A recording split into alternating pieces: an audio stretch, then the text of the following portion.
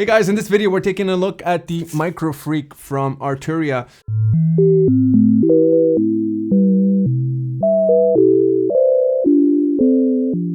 So Arturia recently sent me this synth as well as the Mini Brute to check out. I didn't have time to check it out because I was working on my album.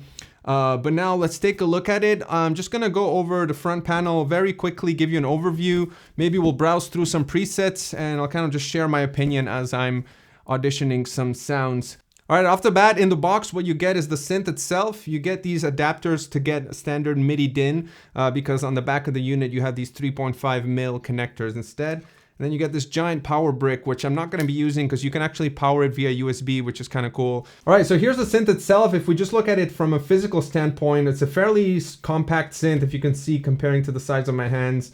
And it's super lightweight, mainly made of plastic here. And the main thing that sticks out is the keyboard. Obviously, it's not a standard keyboard where you press down the keys. It has that touch plate capacitive type of keyboard, and it also has pressure sensitivity as well. And obviously it tracks like a normal keyboard. So this synth is sort of a hybrid. You have digital oscillators and a bunch of different kinds of oscillators, when we'll check out soon. And it's run through an analog filter, which you can pick between low pass, band pass, and high pass. You have your standard ADSR envelope plus cycling envelope, which you can use for modulation. There's an arpeggiator sequencer and then a bunch of little touch controls here. And then you have this mini mod matrix here for assigning different parameters. I'm running a dry directly into Ableton, no effects yet.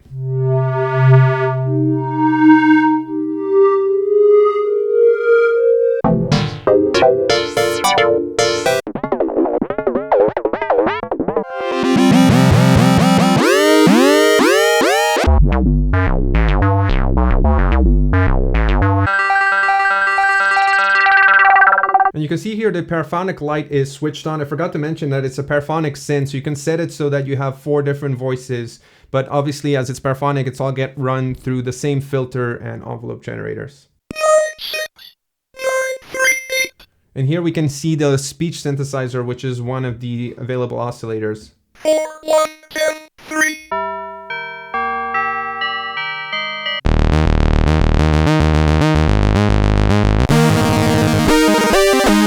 When I first started playing it, it took me a while to get used to the keyboard. I'm still not fully used to it. I don't know yet how I feel about it. I typically like standard keyboards. What's interesting about this one is it's very sensitive. So I found myself a lot of times accidentally triggering notes. If you accidentally rest your hand on it, for example, like this, my pinky can just like tap this slightly by accident and it gives you these kind of glitchy sounds. You have to really be careful about your hand positioning. So you probably have to treat it like a new instrument where you probably need to spend some time practicing and changing your fingering a little bit to make sure you're not double triggering.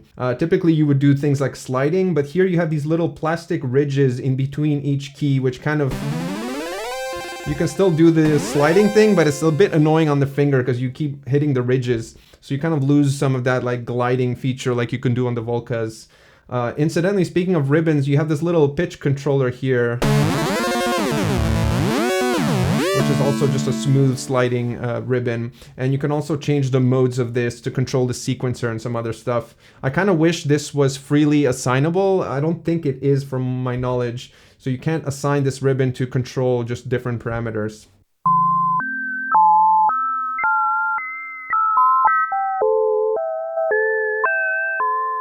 All right, so this patch is kind of cool.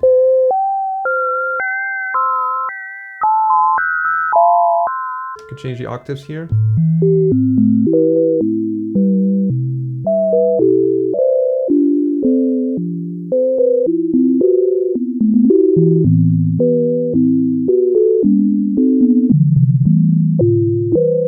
Yeah, this is my kind of patch. The other ones I wasn't too crazy about. They're very kind of glitchy and techno-y. But these kind of smooth, kind of lo-fi things I like a lot. Right now we're running dry. Let's try running some reverb via the Valhalla room here I have in Ableton. So if I add some reverb, this is what we get. And already it's got a whole new life.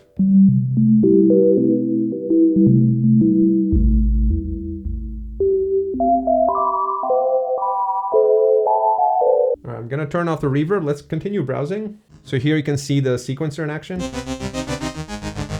I'm gonna go over the sequencer in a little bit, but let's just browse a little more, and then I'm gonna go over the front panel and show you guys what it's all about.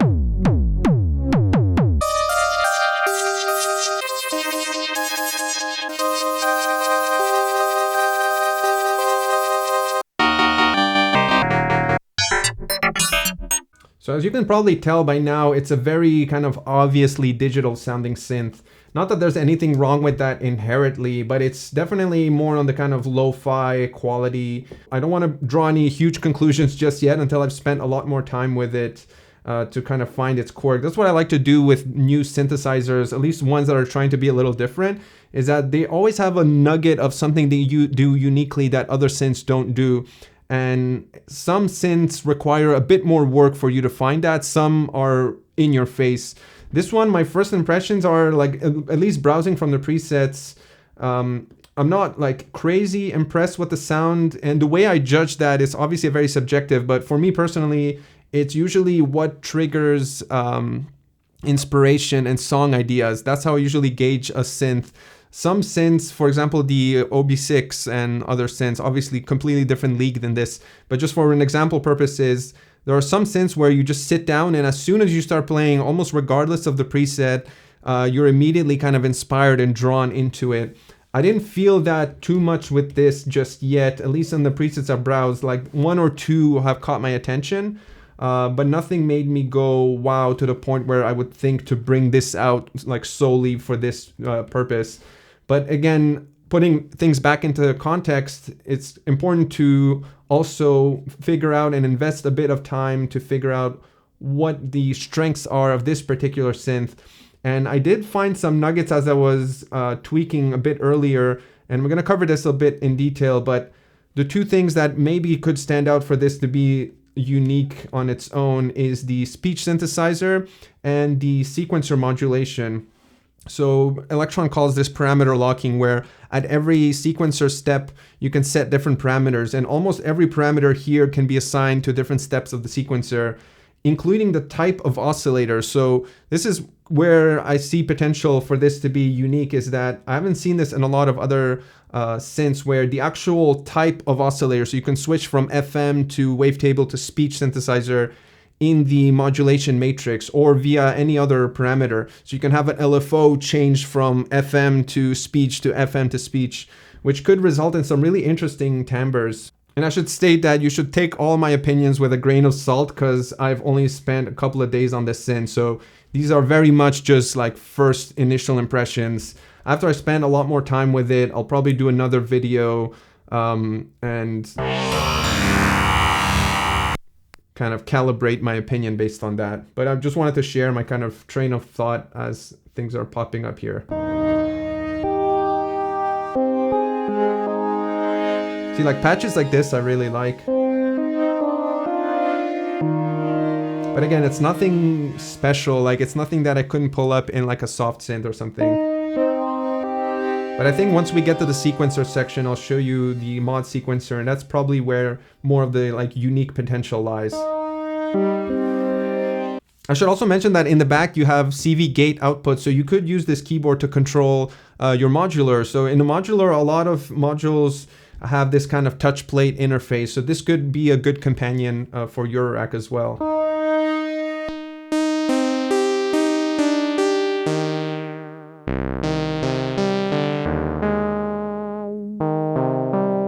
See, I like these kinds of patches. Let me add some reverb again.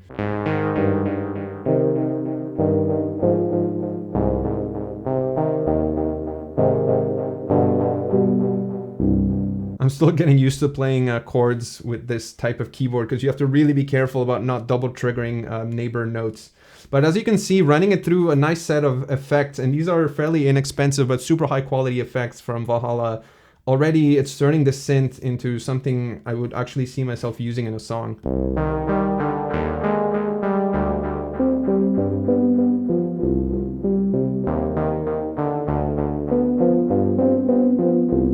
All right, I'm starting to warm up to this synth a little bit. There's definitely some potential there. Let's keep browsing a few more and then I'll walk you guys through the interface here, so stay tuned for that.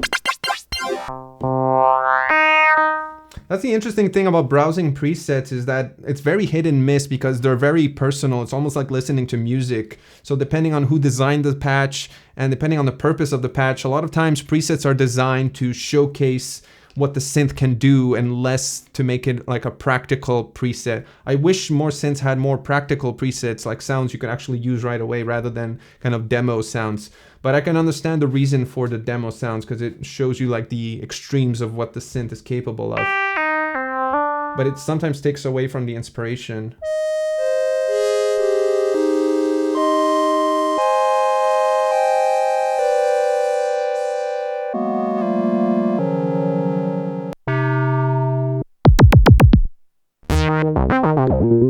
All right, so I'm gonna start browsing now. I'm not gonna bore you guys with all these sounds. You can sort of get the flavor for it now. So I'm gonna scroll over to these initialized patch at the end. So you have a bunch of different user presets which you can save. So this is the sort of basic starting patch. All right, so now that we have the basic patch, let me quickly walk you through the interface here. So if we look at the top panel here, again, you have the matrix here. And the matrix is pretty simple. You have your sources on the left and your destinations at the top. You just pick this wheel, you pick whichever kind of intersection you want. So if you want the LFO to be assigned to the frequency of the filter, you just go here, you tap the button, and then you scroll and pick the amount. And then you have 3 different assignable modulation destinations at the top here. So in addition to pitch, wave, timbre, and cutoff that you have pre-assigned, you can just hold the custom destination button and then twist the knob. And the majority of the knobs you see here, with some exceptions, can be assigned as modulation destinations, which is pretty cool. Moving forward here, you have this panel button, which turns the front panel into what you hear. Then this paraphonic button, as I said before, if you turn it on, you get 4-voice polyphony, or paraphony in this case. Here you have your basic preset switcher and some utility and menus, which I'm not going to go over here. Your master volume. In the back you have your standard 1/4 inch output plus an 1/8 inch headphone jack. Your standard glide parameter here. And then you have the core of the synth here, which is the digital oscillator. So the first knob controls the type, and this is the general high-level type. And the different types are, you have basic waves, which gives you your standard saw, sine, all the stuff you're used to. Next, you have a super saw. You have a wavetable synth with a few tables. You have a harmonic synthesizer where you can control, it's almost like an additive synth where you're controlling the levels of the harmonics. You have a Carpless Strong model, which is a very crude, but surprisingly good sounding physical modeling thing where you have a delay line with a bit of noise burst. You have an analog wave, where you have a wave shaper, a 2-operator FM. And at this point, I believe these are from Mutable Instruments. You have a formant one, which simulates kind of the vocal track. And for each of these, you have 3 different parameters: wave, timbre, and shape. So depending on which type you have different parameters. So I'm not going to go over every single one here, but for example, the formant one, if we tweak the wave,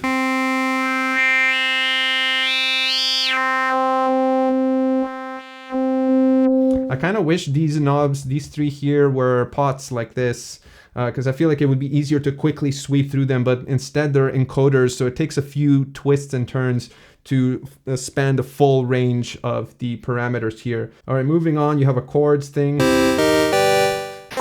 Here you have a speech synthesizer. This is super unique. I kind of feel like this is probably the thing that will make this synth stand out from others. Yellow, yellow, yellow, yellow. I believe the Electron Mono Machine also has a speech synthesizer. Yellow, yellow. All right, moving on, we have a modal synth.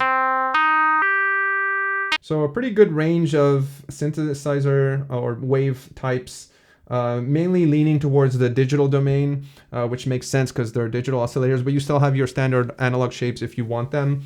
But I feel like that's not really the point of this synthesizer. I feel like the speech, the formant, the FM, and the wavetable is really where this is going to shine, and that kind of super lo-fi, glitchy type of sound. All right, moving on, we have an analog filter here. Again, you have 3 different types. So let me pick an analog wave here just so we can fully demo that filter. All right, let's sweep the low pass filter. Bring up the resonance. 50%. Let's bring it up a bit more. I believe the filter does not self-oscillate, so this is at 100% resonance. I guess it kind of does. You can almost hear a pitch, but it's more of like a squelch rather than a full self-oscillating pitch. And then you have the other ones, which are bandpass.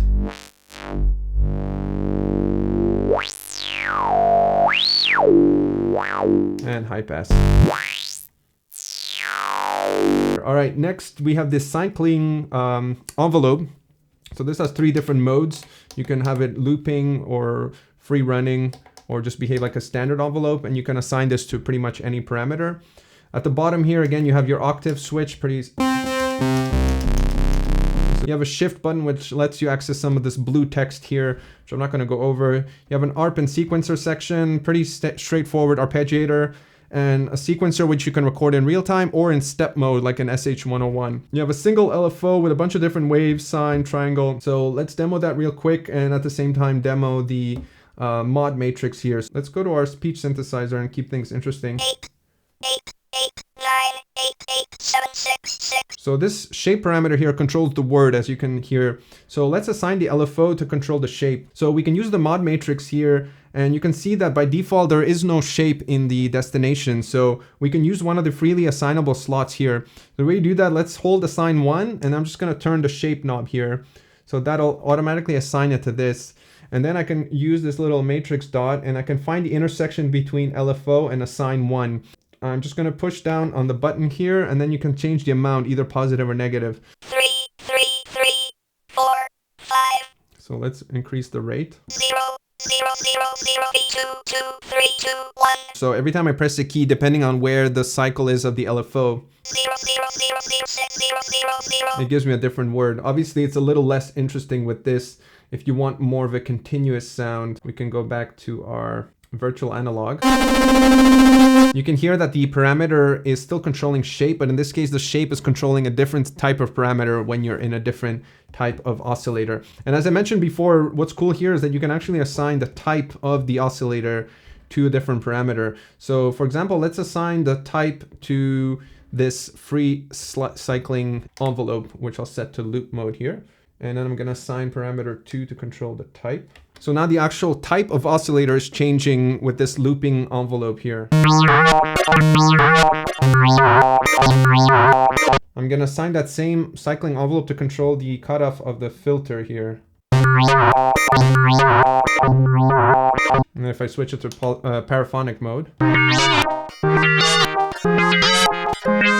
So obviously I'm exaggerating the sounds here, but one way to get more realistic, I guess, modulation is to reduce the amount to make it more subtle. And I can reduce the rate. And speaking of the LFO, you can actually change it so that it's divisions of a time signature, or you can have it free set like in Hertz, and you cycle that just by tapping the button.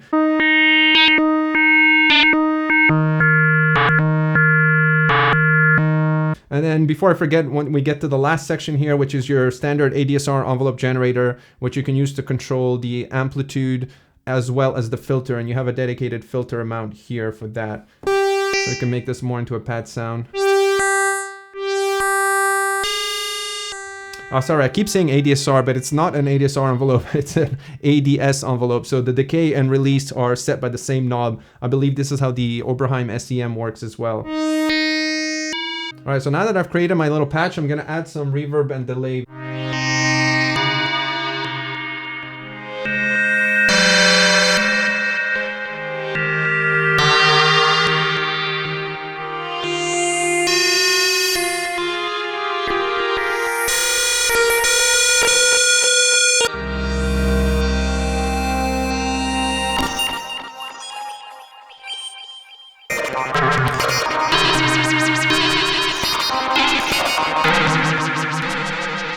All right, this is getting a bit out of control. All right, so let me reinitialize the patch here. I still have the reverb running just to make it a little more pleasing. So to engage the sequencer, you hold shift and press sequencer here. Now you're in kind of sequencer mode. And then the sequencer controls are actually down here with these little touch pads.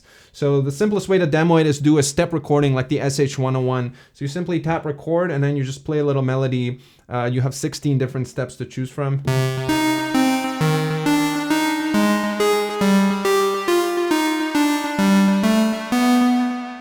And then you hit play to play it back.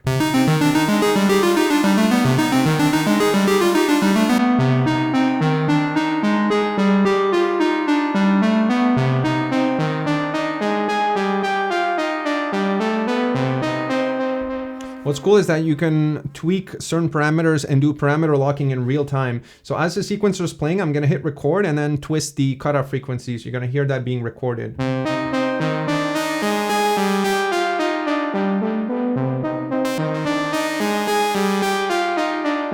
So now we've recorded the cutoff frequency change. You can also do it stepwise. So if you stop the sequencer and hit record, you use this knob here to cycle through the different steps, which you can obviously then edit. You can actually record the sequencer in paraphonic mode as well, so you can have 4 notes at every step. You can also change the different parameters on a step-by-step basis. So you basically cycle through each step, and then once you get to a step, you twist the knob you want, and you have 4 different parameters that you can assign that way. So for example, let's change the wave parameter at every step. So I'm gonna change the value, next step, set a new value, next step, new value. So this is where I wish this was a pot. As I mentioned before, it would be much easier to kind of sweep through 0 to 100 with the knob going left to right. So now let's play it back.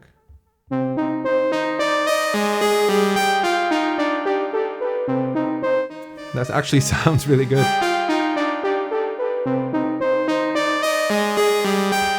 Stop that. I'm going to remove the reverb and delay because I know some of you will complain that I'm cheating here. So this is what it sounds like without any effects. Still pretty decent.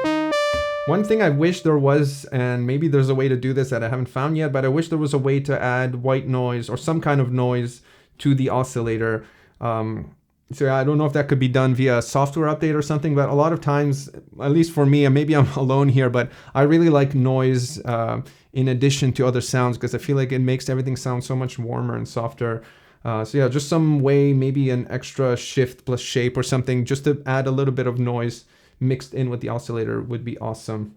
Obviously, we can try changing to a different type of wave, and I believe all the parameter automation I made will remain intact. So that's kind of a cool feature, is that because there's consistently 3 parameters per oscillator, and each one has a different kind of change that they do, if you have automation on one of them and you change the type, you'll get a completely different sound with different kinds of modulation. Let's hear the wavetable oscillator with the same modulation I did. And obviously you can tweak these things in real time. So again, while it's playing, if you hit record and twist the knob, it'll record that knob. So let's do that for the timbre here. And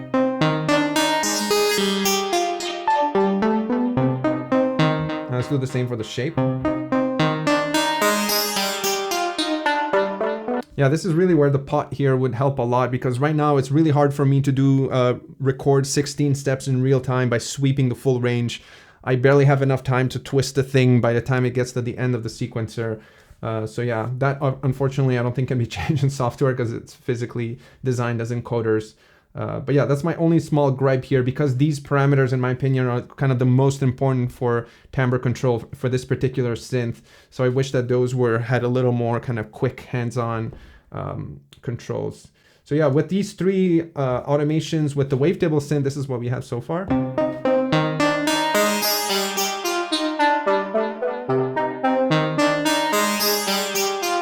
So yeah, it sounds pretty good. That's one of the main advantages of having a hardware synth with sequencer modulation, is that you can instantly create timbral shifts that loop over a pattern. So the Pro 2 has this feature as well. It has a sequencer that you can assign to any knobs. All the Electron gear has this, and that's one of the main advantages of that gear, in my opinion, is you can really create these interesting kind of sequencer-based patches where the timbre is changing rather than just the notes. So let's cycle through different types and see what else we get with the sequencer.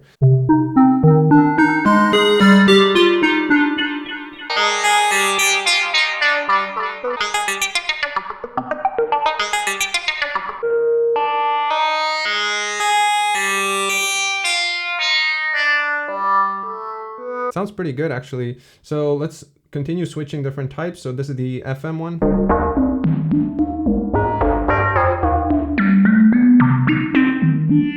I feel like as I'm spending more time, the kind of pros I see are I guess the compact size and the ability to control a Eurorack with a touch plate, if that's something you're into, because this synth probably costs as much or if less than a dedicated touch controller for Eurorack. So that could be one advantage. The other one is the combination of the glitchy like speech formant and changing between those and mod sequencing them. I'm speaking this specifically for myself and how I would use it. Obviously, you can use this in any way you want and apply it in different ways. But for me personally, if I were to use this kind of in practice in my songs, if I ever want kind of super glitchy, lo-fi speech, like heavily like sequencer modulated speech glitches, and then running that through a bunch of effects, I feel like that's primarily where I would use it. I don't see myself, to be honest, pulling this out for like standard pads and leads and everything, mainly because I have enough other synths that cover that basis. Actually, one more thing before we end, I'm just gonna demo the real-time sequencer control. So as you play the sequencer, if you hold, or if you press record, you can kind of program things and it'll remember the length of the notes and all that stuff. So.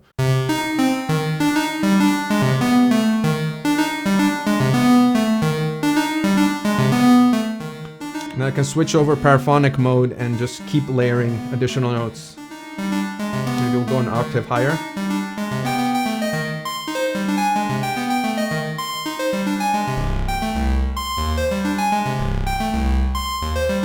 Other thing I forgot to mention is that you don't have to hit play here. You can also trigger the sequencer by holding down a note. And then you can do standard transposition. So I can, for example, modulate the attack time of the envelope in real time here. And the decay as well.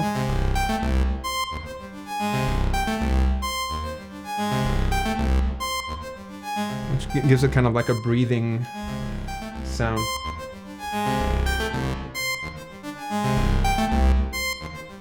All right, so I'm just gonna wrap it up there. This was kind of a first impressions and a quick tour. So hopefully you guys have a sense for what this synth is about.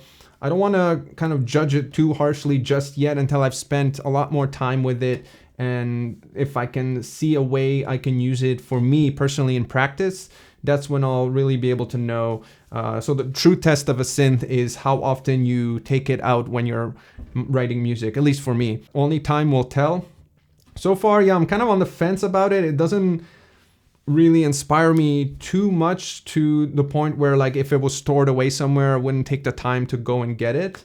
But definitely, I want to spend more time, especially with the speech and the format ones in particular, in combination with the mod sequencer, and practicing a little more with the touch plate to see if I can come up with something unique. Because right now, I'm very much in the standard subtractive synth, standard keyboard mindset, which I think is probably the wrong way to approach this kind of synth. That being said, it's a super kind of budget synth. So if you're new to synths and you want to explore different kind of synthesis, it's a fun little, I don't want to say toy, but it's a fun little gadget to have in your arsenal, and not necessarily to use as a primary synth.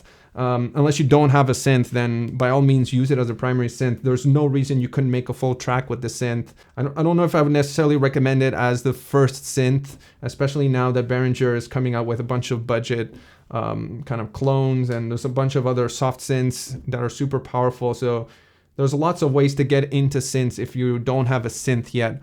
But if you do have a collection of synths, and if like me, most of your synths are kind of analog and vintage, then this is a nice kind of complementary unit. It's like a nice little pocket thing that you can have on the side that whenever you need like super harsh digital like speech synthesis type sounds, which is sort of unique in my arsenal now that I think about it. I don't have any other synths that have that kind of speech generation. So if anything, I'm probably going to use this whenever I want to pull out that kind of glitchy speech stuff.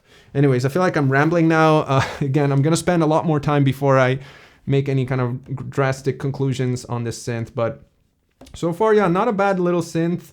Definitely kind of a niche market, I guess, in terms of the types of stuff it's doing. But yeah, hopefully this was interesting. Hopefully you learned a thing or two. Let me know in the comments below if you have any questions about it, or if you want me to cover anything in particular about it. But yeah, thanks so much for watching. I'll catch you guys in the next.